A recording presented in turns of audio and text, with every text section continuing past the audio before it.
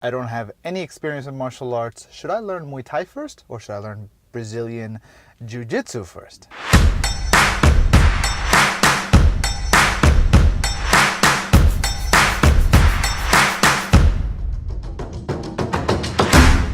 There's three domains of martial arts that essentially, when it comes to unarmed fighting, we're not talking about, firearms, we're not talking about knives.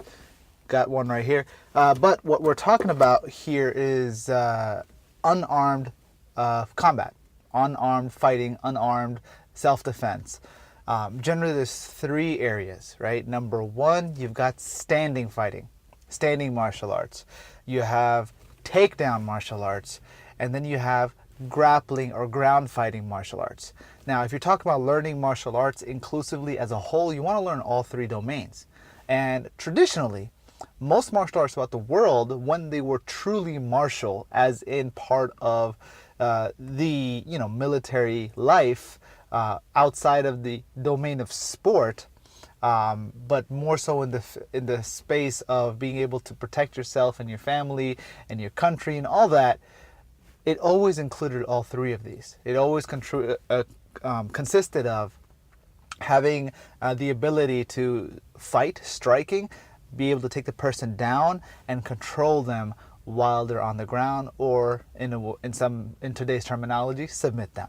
And so now, in today's day and age, when it comes to learning martial arts, you are limited to the opportunities in terms of the styles that are taught.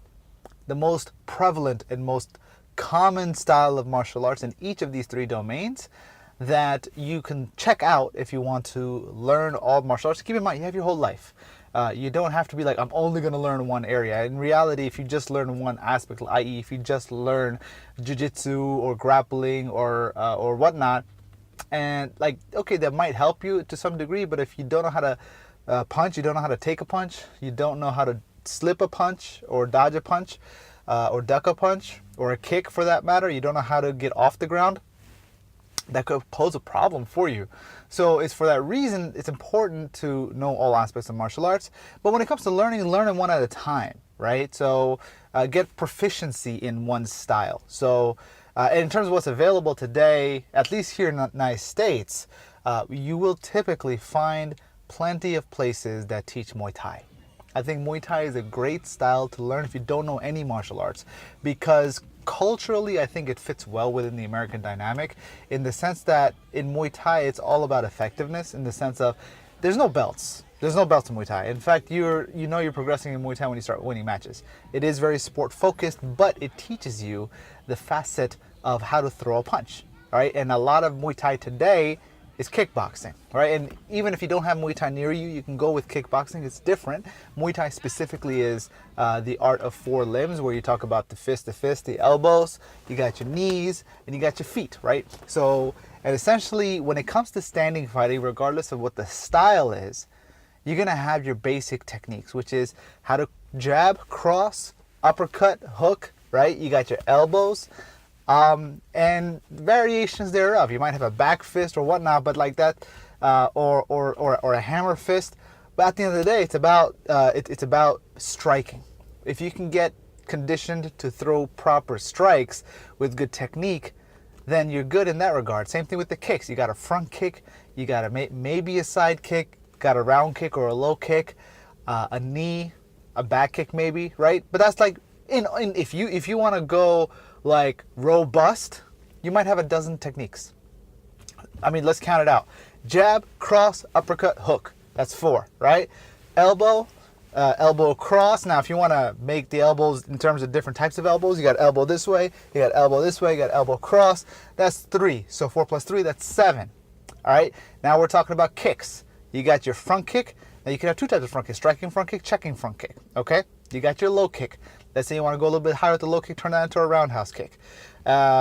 Great. You got your knees, right? Knees are knees. Then you've got maybe your back kick, right? So that's 7 plus 7, 14. 14 total striking techniques, which you can get proficient at. I mean, if you could learn to throw, 2,400 punches with guidance, then you're going to be a pretty good effective striker in that punch. Do this across all 14 techniques. Boom, you are going to be pretty proficient in that particular art. Other options, maybe there's no Muay Thai place. What else can you learn in terms of striking martial arts? Well, there's karate. Karate is very similar to Muay Thai in the sense of, well, it depends on what style of karate you're learning. Some styles of karate don't have any kind of pressure testing or stress testing.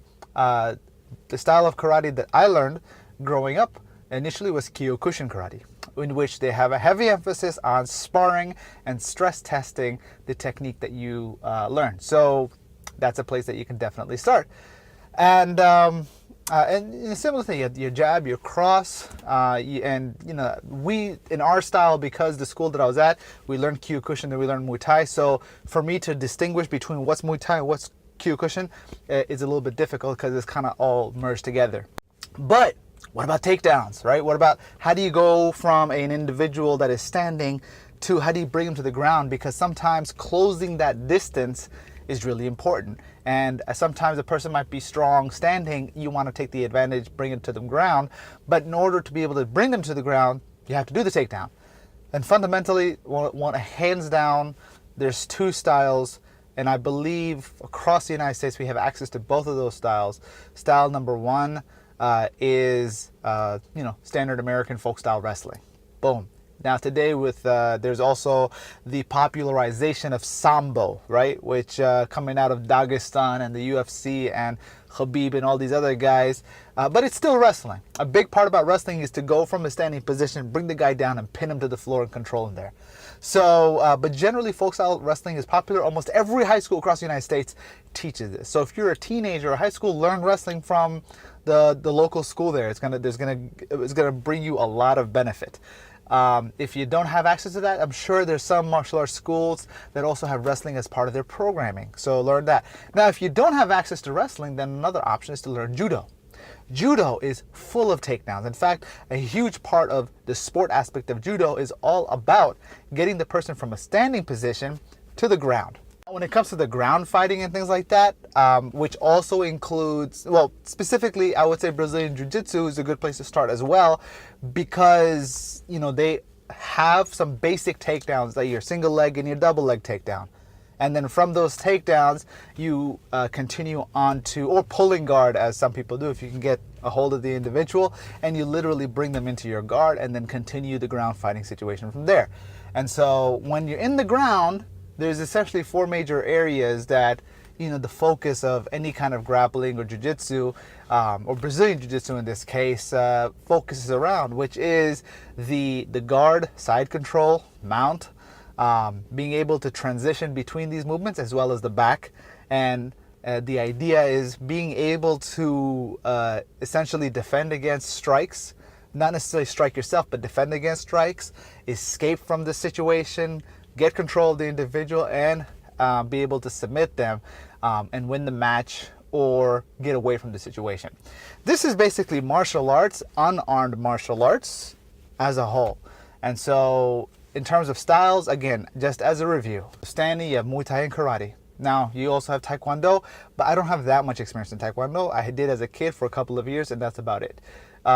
In terms of its effectiveness, I don't know. So I can't vouch for it or disagree with it. I do know from what I've observed and seen, you have a lot of great kicks, and in the time in which it was developed, you could kick people off their high horses, but in terms of its effectiveness, I'm sure there's a couple of kicks one can definitely use and benefit from, but it's very kick focused. So if you want to learn kicking, great. Taekwondo is awesome for that. But in terms of effectiveness of general striking, Muay Thai and karate are two places that you want to go. If you have to pick one, definitely go with Muay Thai. That's a good place to start. Even my wife has started there. And so when it comes to the takedowns, you have your American high school folk style wrestling and or judo. But if you don't have access to either of these, you can go straight to Brazilian Jiu Jitsu.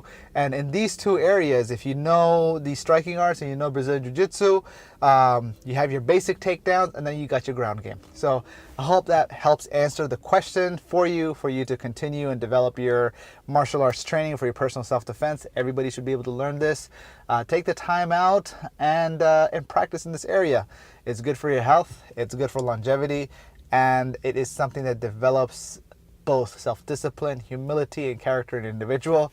I wish you the best. I'll see you soon.